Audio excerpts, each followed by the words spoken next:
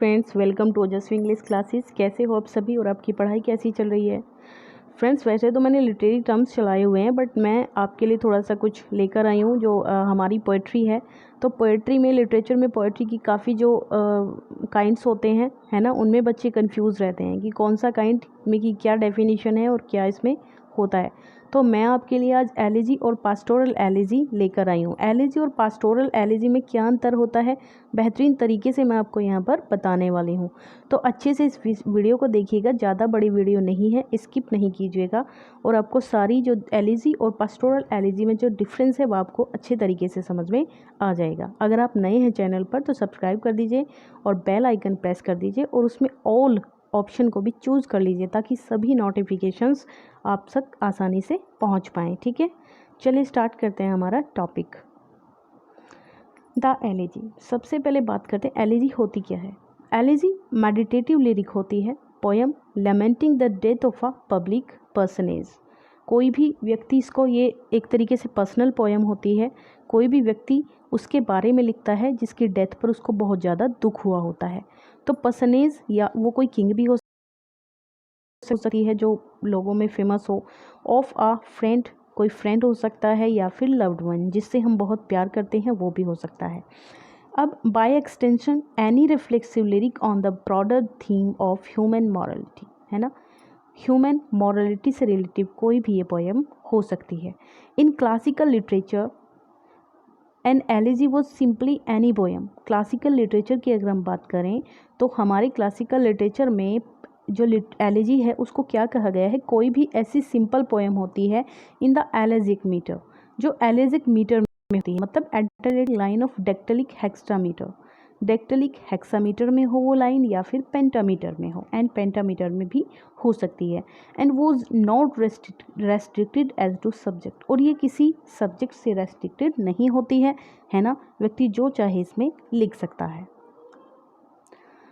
अब जैसे एग्जाम्पल देखें हम यहाँ पर, तो हमको मिलती है इन मेमोरियम, जो अर्थर हेनरी हेलम ने के बारे में लिखी है, अल्फ्रेड लॉर्ड टेनिसन ने, है ना।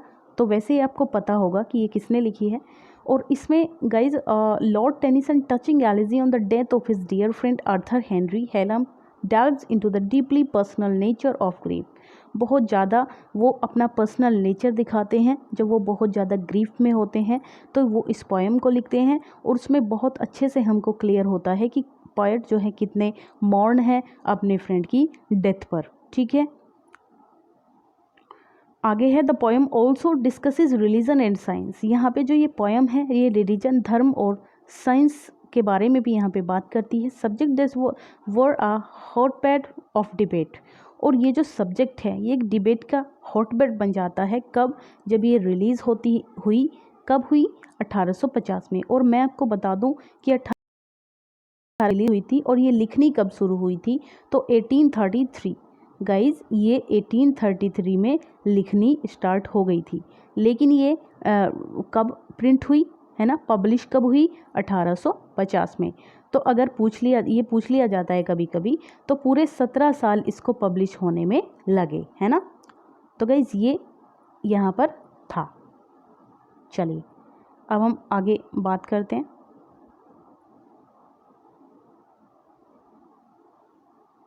चलिए, तो लॉर्ड टेनिसन हम कहाँ पर थे? हाँ, हेलम डाइड एट जस्ट 22 ईयर्स। हेलम जो थे वो केवल 22 साल की उम्र में उनकी डेथ हो गई थी ब्रेन हेमरेज के वजह से। तो इन मेमोरियम वो just stark contrast to Lord Tennyson's other work. जिस तरीके से लॉर्ड टेनिसन लिखा करते थे तो एक कंट्रास्ट था, मतलब बिल्कुल अलग थी ये उनके माइथोलॉजी से, जिस माइथोलॉजी पे बेस्ड वो वर्क लिखा करते थे। ठीक है, चलिए गाइज अब आगे हम बात करते हैं the pastoral elegy. The pastoral elegy क्या होती है? The pastoral elegy is a special kind of elegy. ये एक अलग प्रकार की एलिजी होती है। The words pastoral comes from the Greek word pastor. ये ग्रीक वर्ड पास्टर से आया है ना। क्या होता है इसका मीनिंग? इसका मीनिंग होता है टू ग्रेज। पास्टर का मीनिंग होता है टू ग्रेज। ये है ना यहाँ पे गाइज, देखिए आप, ये दिख रहा है आपको, है ना। तो टू ग्रेज चरना या चराना होता है, तो इसी से रिलेटिव चरवाहा होता है। क्या होता है? चरवाहा। तो इसमें जो चरवाहे होते हैं ना विलेजेस में, वो माना जाता है उन्हीं पे बेस ये पोएम होती है। वैसे ये भी एलिजी होती है, ये भी किसी ना किसी की डेथ पे ही होती है ना। लेकिन यहाँ पर क्या होता है कि ये जो पोएट होता है वो एक अपने आप को एक शेफर्ड के रूप में, चरवाहे के रूप में यहाँ पे प्रेजेंट करता है ना। तो टू ग्रे, चरवाहा शेफर्ड को कहते हैं इंग्लिश में। तो शेफर्ड के रूप में अपने आप को यहाँ पे प्रेजेंट करता है और वो दूसरे किसी शेफर्ड जो उसका फ्रेंड है या लव्ड वन है उसके बारे में यहाँ पे मॉर्न करता है, उसकी डेथ पे मॉर्न करता है। ठीक है, चलिए। तो elegy is an elegy in which the poet presents himself as a shepherd, जैसे कि मैंने अभी आपको बताया, mourning the death of a fellow shepherd की डेथ पे यहाँ पे मॉर्न करते हुए। The form arose among the ancient Greeks, ये कहाँ से आई है? जो एंशियंट ग्रीक्स में जो थियोक्राइटस, बाइनस एंड मॉस्कस, इस टाइप के जो हमारे राइटर थे, उन्हीं में से ये, उन्हीं के बीच से निकल करके ये हमारी पास्टोरल एले की जो फॉर्म है आई है ना। तो most noted, it's most noted, यहाँ से guys, it's most noted practitioners, ये कौन है? इसके मोस्ट नोटेड प्रैक्टिशनर्स हैं जिन्होंने काफ़ी एक्सपीरियंस पास्टोरल एलिजी पे किया है। इन एंशियंट रोम में इट वाज यूज्ड लेकिन पोएट वर्जिल के द्वारा इसको यूज़ किया गया था। कहाँ पर? एंशियंट रोम में। इन इंग्लैंड में countless pastoral elegies have been written down from the Renaissance 16th century. Renaissance काल किसे कहा जाता है? 16th सेंचुरी को।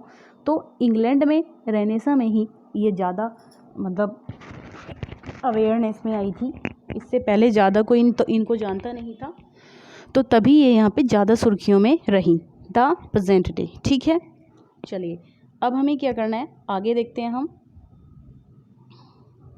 1 मिनट गाइस, यस। अब इसके एग्जाम्पल की अगर हम बात करें तो एलिजी का एग्जाम्पल मैंने आपको दिया था, इन मेमोरियम। ठीक है, अब हम यहाँ पे बात करते हैं पास्टोरल एलिजी। तो पास्टोरल एलिजी एस्ट्रोफल स्पेंसर्स की, एडमंड स्पेंसर की एस्ट्रोफल एंड स्टेला आपने सुना है, मिल्टन्स की लिसिडस आपने सुना है। ठीक है, 1 minute guys.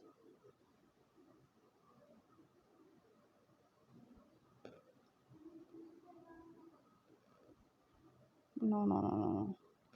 What happening here? Yes, so